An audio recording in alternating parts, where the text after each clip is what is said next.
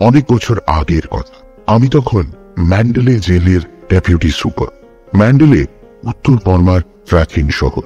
ম্যান্ডেলেকে বাংলায় মন্দালয় লেখা হয়। এই জেলে একবার এক দুর্ধর্ষ আসামি এসেছে। সামান্য কিছু টাকার জন্য সে ভাইকে ছোড়া দিয়ে কুপিয়ে কুপিয়ে হত্যা করেছিল। লোকটার নাম পেমং। বয়স খুব বেশি নয়, বছর 22-23। বাপ ছিল না। দু ভাই ঠাকুরদার কাছে মানুষ। পেমং স্কুলের ধার থাকতো না। কেবল লুকিয়ে পরের পুকুরে ছিপ খেলা, পরের গাছের ফল পাকুড় পাড়া, সিনেমা দেখে দেখে বেড়ানো, এইসব করত। পেমংয়ের ছোট ভাই ঠিক তার বিপরীত। লেখাপড়া তো করতোই, অবসর সময় ঠাকুরদার চাষবাসের কাজে সাহায্য করত। সপ্তাহে সপ্তাহে চাষের তরি তরকারি হাটে নিয়ে গিয়ে বিক্রি করত। এইভাবে সে কিছু পয়সা করি জমিয়েও ছিল। একদিন পেমং ভাইকে বলল, 10টা টাকা ধার দিবি, শহরে যাও, রেল ভাড়া আর হোটেল খরচ লাগবে, তোকে টাকাটা আমি 1 মাসের মধ্যে শোধ করে দেবো। ভাই দাদাকে খুব ভালোই চেনে। এর আগে কয়েকবার যে টাকা ধার দিয়েছিল সেটাই ফেরত পায়নি। আর দাদা ফেরতই বা দেবে কোথা থেকে? তার তো 1 পয়সা উপার্জন নেই। তাই বলল, আমার কাছে পয়সা নেই, থাকলেও দিতাম না।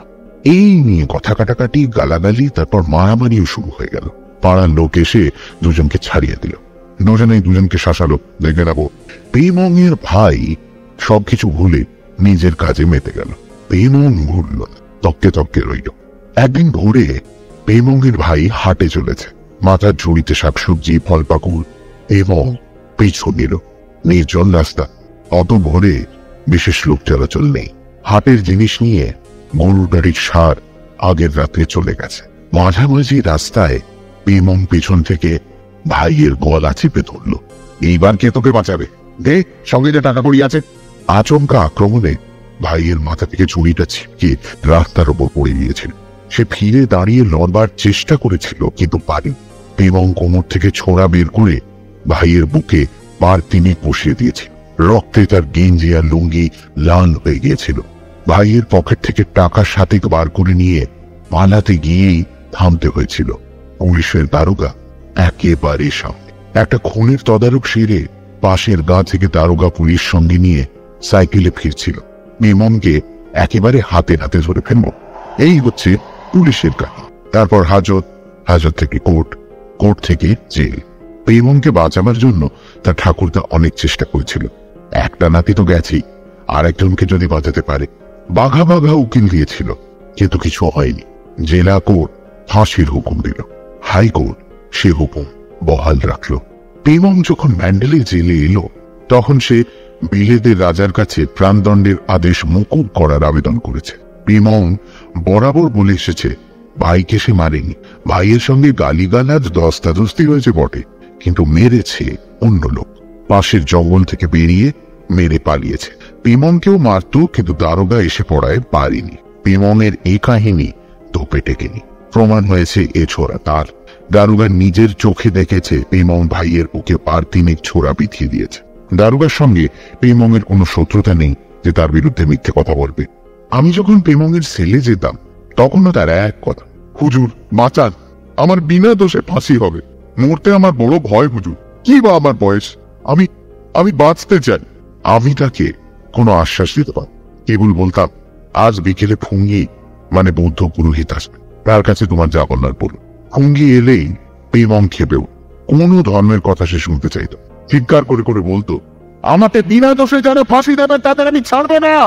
আমি শয়তানের কাছে রক্ত বিক্রি করে যাব। আমার আত্মা প্রতিশোধ নেবে। পেমং এর কথা শুনে শুনে আমার নিজেরই মাঝে মাঝে কেমন সন্দেহ হতো। সত্যি হয়তো পেমং দোষী নয়, বিচারেও তো কত সময় ভুল হয়।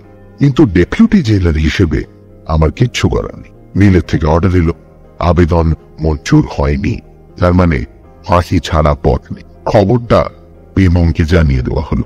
কিছুক্ষণ গড়াত ধরে আমার থেকে শূন্য দৃষ্টিতে চেয়ে থেকে হঠাৎ একটা অব্যক্ত আর্তনাদ করে সে মেঝের ওপর লুটিয়ে পড়ল।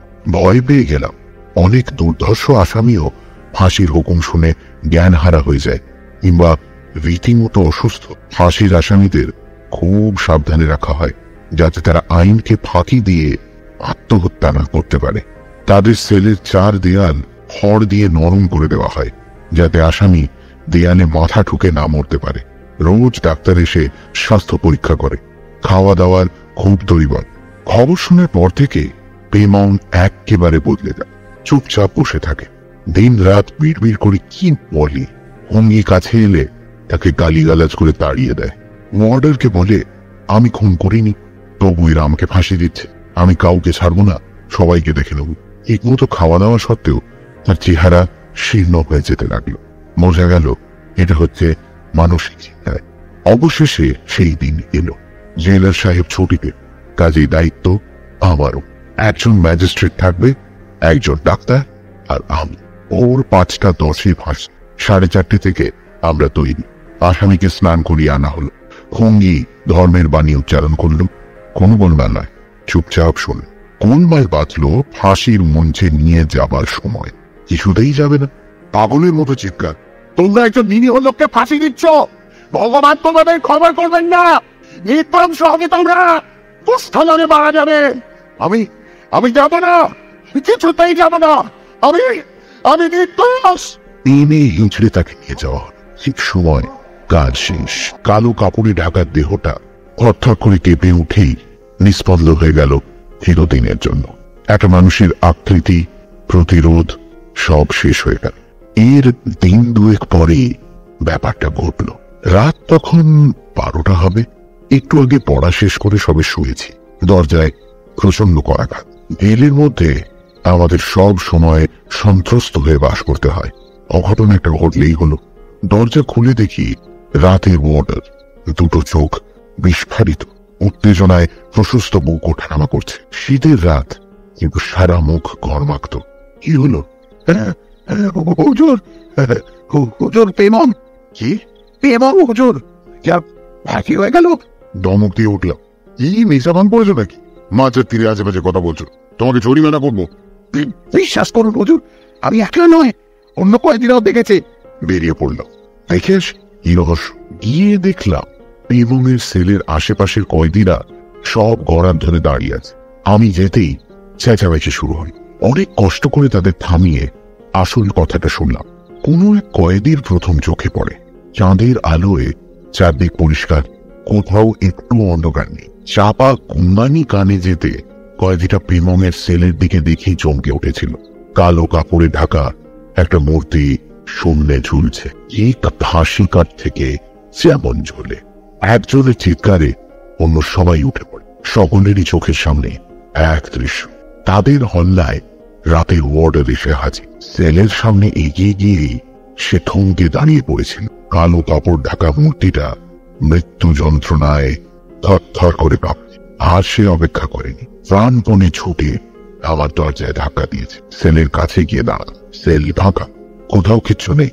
চাঁদের আলো থাকা সত্ত্বেও হাতের টর্চটা সেলের এদিকে ওদিকে ফেললাম। কড়িকাঠেও সম্পূর্ণ স্বাভাবিক। মুড়ে দাঁড়িয়ে জোর ধমক দিলাম, মরা মানুষ আবার ফিরে আসে নাকি? যত সব বাজে ঝামেলা, যাও সবাই শুয়ে পড়ো। মর্ডারকে কড়া করে বকলাম, ফের এরকম ছেলে মানুষের ব্যাপার করলে চাকরি নিয়ে টানাটানি হবে। সবে তন্দ্রা এসেছিল, এমন সময়ই উটকো ঝামেলায় মেজাজ রুক্ষ হয়ে গেল। জানি না আবার কখন ঘুম আসবে। দ্রুত পায়ে নিজের কোঠরে ফিরে এলাম। একলাই থাকি, তখনও বিয়ে করিনি। দরজা খুলে ভেতরে ঢুকেই শরীরের রক্ত হিম হয়ে গেল। বাইরের ঘরে বাতি জ্বালানোই ছিল। এই ঘর দিয়েই আমাকে শোবার ঘরে যেতে হবে। বাইরের ঘরটা অফিস ঘর। কোণের দিকে একটা টুলের ওপর পেমং বসে, বিস্ফারিত দুটো চোখ। মনে হলো চোখের মনি দুটো বুঝি বের হয়ে আসবে। চিপটা চলছে, গলায় লাল দাগ, হাসির দড়ি, ওয়ার্ত বলে আমি পেমং হুজুর, বড় কষ্ট পাচ্ছি, বড় যন্ত্রণা, তাই আপনার কাছে এসে খুব সাবধানে দেয়াল ধরে আস্তে আস্তে পাশের চেয়ারের ওপর বসে পড়লাম। দাঁড়িয়ে থাকার আর এ তো চোখের ভুল নয়, স্পষ্ট দেখতে পাচ্ছি পেমং আমার সামনে বসে রয়েছে, মাত্র হাত চারেক দূরে। আমার কাছে কি দরকার? বুঝতে পারলাম কণ্ঠস্বর আমার আয়ত্তের মধ্যে নয়। আপনার কাছে ছাড়ুন, আর তার কাছে আসবো হুজুর, যা কিছু বলা আপনার কাছেই তো বলে এসেছি। শুনছি কি বলবার আছে বলো। আমি তো হুজুর এই ঘর আমি করেছি, এখন আর এসব কথা বলে লাভ কি? এত যা হবার হয়ে গেছে। পরকাল আছে, সেখানে আমি শান্তি পাচ্ছি না। কি উত্তর দেব? চুপ করে রইলাম। পেমনি বলতে লাগলো, দিন ভাইকে অন করতে আমি চাইনি হুজুর। পেছন থেকে তার উপর ঝাঁপিয়ে পড়ে তার টাকা পয়সা কিনে নিতে চেয়েছিলাম। ঝাঁপিয়ে পড়েছিলাম তার উপর। দুজনে রাস্তার উপর যখন গড়াগড়ি কাটছি, তখন পাশের চোখ থেকে একজন লাফিয়ে বেরোন। আমিও পড়েছিলাম। আমার কোমর থেকে ছড়াটা বার করে ভাইয়ের বুকে বার কয়েক বসিয়ে দিল। আমাকেও হয়তো মারত, কিন্তু তারকার সাইকেল দেখতে পেয়ে আবার চোপের মধ্যে ঢুকে পড়েছিল। আমি পয়সার জন্যই যদি খুন করবো হুজুর, তাহলে পুলিশ আমার কাছে থেকে কোনো পয়সা উদ্ধার করতে কেন পারেনি?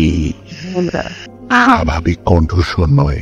শ্বাসনালীতে চাপ পড়লে যেমন ফ্যাস ফ্যাসে শব্দ হয়, তেমনই। কথার সঙ্গে সঙ্গে জিভ দিয়ে ফোটা ফোটা রক্ত পড়তে লাগলো মেঝের উপর। ঠিক আছে, আমি তোমার কথা বিশ্বাস করলাম। পেমংয়ের বিভৎস রক্তাক্ত মুখে হাসি ফুটে উঠল। করলেন তো হুজুর, তাতেই আমার শান্তি। দারোগাকে বলেছি, কোর্টে বলেছি, কেউ বিশ্বাস করেনি হুজুর। আপনার ওপরও না জেলারও নয়, তাই আমার এই অবস্থা। আমার মোটে 23 বছর বয়স হুজুর। এর মধ্যে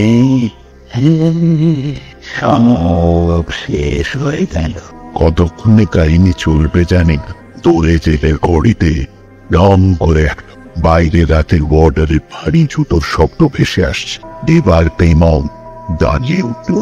যারা আমার এই সর্বনাশের জন্য দায়ী, তাদের আমি ছাড়ব না, ছাড়ব না। বুকটা দপদপ করে উঠল। তার চরম অবস্থার জন্য এবং কি আমাকেও দায়ী করতে, আমার উপরে প্রতিশোধ নেবে। বেশ বুঝতে পারলাম। ঘামে একেবারে ভিজে গেছে।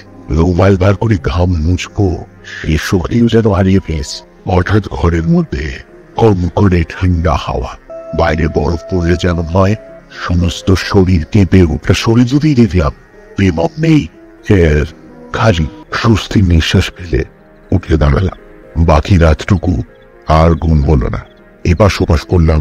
চোখ বন্ধ করলেই পেমংয়ের বিভৎস রক্তাক্ত মূর্তি ভেসে ওঠে। ভোরে উঠে চোখে মুখে জল দিয়ে নিজেকে বোঝালাম সবই মিথ্যে। নিজের মনের ভয়টাই বাইরে তার প্রতিবিম্ব ফেলেছে। পেমংয়ের দেহ তো গতকালই খবর দেওয়া হলো, সে ফিরে আসবে কি করে? কয়েদিদের ভীতি আমার মধ্যে সঞ্চারিত হয়েছিল। বারান্দায় চা নিয়ে বসলাম। খবরের কাগজটা দিয়ে গিয়েছিল। খবরের কাগজের প্রথম পাতার উপর চোখ বুলিয়েই চমকে উঠলাম। জেলা জাজ বেকার নিহত। গত রাত্রে শয়নকক্ষে বেকারকে মৃত অবস্থায় পাওয়া গিয়েছে। তার কণ্ঠনালী ছিন্ন। আশ্চর্যের বিষয়ে বাড়ির কোনো জিনিসপত্র চুরি যায়নি। পুলিশ এই রহস্যজনক হত্যাকাণ্ডের কিনারা করতে সর্বশক্তি নিয়োজিত করেছে। মিস্টার বেকারের ইজলাসে পেমংয়ের বিচার হয়েছে। গতকাল রাত্রেই তো পেমং প্রতিশোধ নেবার কথা বলে গিয়েছিলেন। সব ব্যাপারটা কেমন গোলমাল হয়ে গেল। তবে কি পেমংয়ের প্রেতাত্মা সত্যি এসেছিল আমার কাছে? তা কি সম্ভব? খবরের কাগজ হাতে করেই বাইরের ঘরে এলাম। সব স্বাভাবিক। পেমং এসেছিল, তার চিহ্নও কোথাও নেই। কোণের এই টুলটাতেই তো বসেছিল। মেঝের দিকে চোখ পড়তেই আটকে উঠলাম। লাল রক্তের কয়েকটা ফোঁটা জমে কালো হয়ে গেছে। পেমংয়ের জিভ থেকে এই রক্ত ঝরেছিল।